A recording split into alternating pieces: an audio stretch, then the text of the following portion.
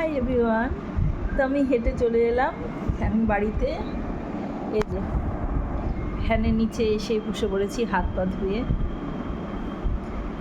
প্রচণ্ড ঘেমে গেছি হেঁটে টেটে। আর এখন হচ্ছে আমি খাওয়া দাওয়া করবো।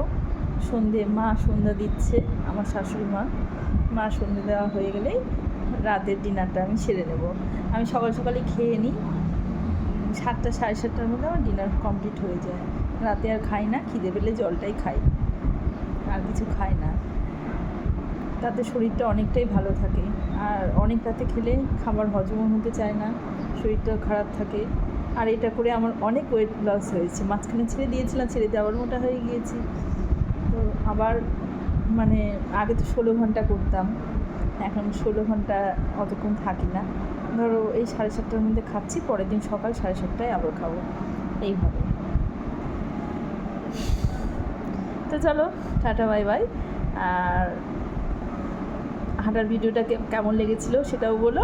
আর এই ব্লগটাকে ভালো লেগে থাকলে একটা করে লাইক করো, কমেন্টস করো, শেয়ার করো। চলো টাটা বাই।